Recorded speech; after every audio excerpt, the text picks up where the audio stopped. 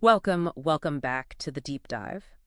Today we're taking a really deep plunge into some incredibly insightful source material. It's this powerful motivational speech, and it really zeroes in on how we can, truly break free from old habits. Yeah, and embrace intentional growth, finding that real strength inside. Exactly. So our mission here today for this deep dive is to pull out the most impactful insights from this speech for you, help you understand how you might apply these ideas to your own life, like right now. The speech starts with this really compelling idea that we all have these invisible walls, Hmm. things holding us back. The stuff procrastination, maybe that negative self-talk, or just that fear you feel before trying something new. That knot in your stomach, yeah. Right. And here's where it gets really interesting, I think. The source says these walls, they aren't brick and mortar, they're built from our choices. Hmm. Completely from choices. So what does that actually mean for you listening right now? Well, a huge insight here is how the source defines the way through, how to dismantle those walls. And it comes down to one word: intentionality. Intentionality, okay. Yeah, and this isn't just like wishful thinking. It's about consciously deciding, okay, I'm going to act differently here. Hmm. The speech breaks it down pretty clearly. It involves recognizing your triggers. The things that set off the old habit. Exactly. Then understanding the craving behind it, what you're really seeking, and then crucially, deliberately choosing a new response. It even suggests this simple pause and pivot technique. You literally stop yourself Pause. and pivot to something else you've already decided on. And that discomfort you feel when you make that change. Yeah, it's not easy at first. Definitely not.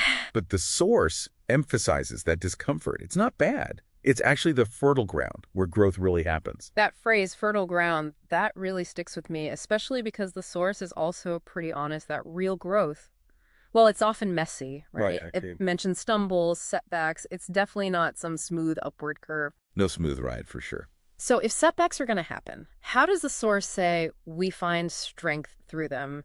Not just endure them, but actually get stronger. Is it just about picking yourself up again? Or is there something more? There's definitely more to it. The speech argues that growing through, it means embracing the whole messy process, even when it's painful, even when you doubt yourself.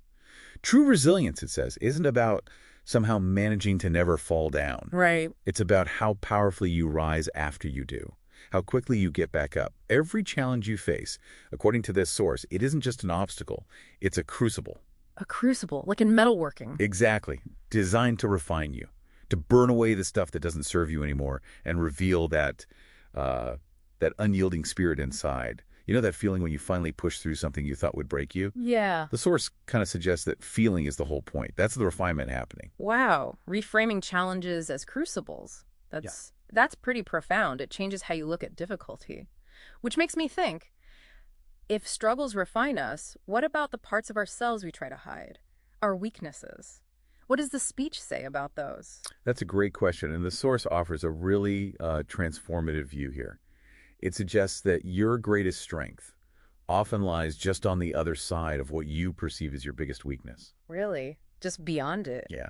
It's not about magically eliminating weaknesses. It's more about understanding them, accepting them even, and then figuring out how to leverage that understanding. Yeah. How to use it. Like the speech gives an example, maybe embracing that you aren't naturally gifted at something could actually push you to develop incredible discipline, a work ethic others don't have. So you turn the perceived negative into a driving force. Exactly. Transforming fear into fuel, doubt into determination, turning those things you saw as limits into like launching pads. You do it by conquering those internal stories you tell yourself and finding your unique way forward. That's powerful, turning a flaw into a foundation. Okay, so let's try and pull this together. The key actions this speech seems to be proposing are: first, find just one habit holding you back, just one, and commit to replacing it with something intentional, something positive. Start small, yeah. Second, embrace the discomfort, that feeling of change. Don't run from it. Recognize it as a sign that something important is happening, that you're growing. See it as proof of progress, not a problem. And finally, look at your weaknesses differently, not as things to be ashamed of, but as opportunities for some deep self-discovery and maybe even transformation. Remember, the journey the source describes towards this kind of intentional strength. It might not always feel easy. Definitely not always easy. But the message is it's always, always worth it. So as you move forward from this deep dive, what does this all really mean for you? I think the core message, the real takeaway from this source material is incredibly freeing, is that the power is within you. You have the power to break free from old patterns. You can choose intention over autopilot. You can grow through absolutely every experience, good or bad. And you can push past every single perceived weakness until you're standing tall, radiating that unstoppable strength that the source says is truly yours. So maybe think about this. What's one small intentional step you can take today, right now, to start building that reality for yourself?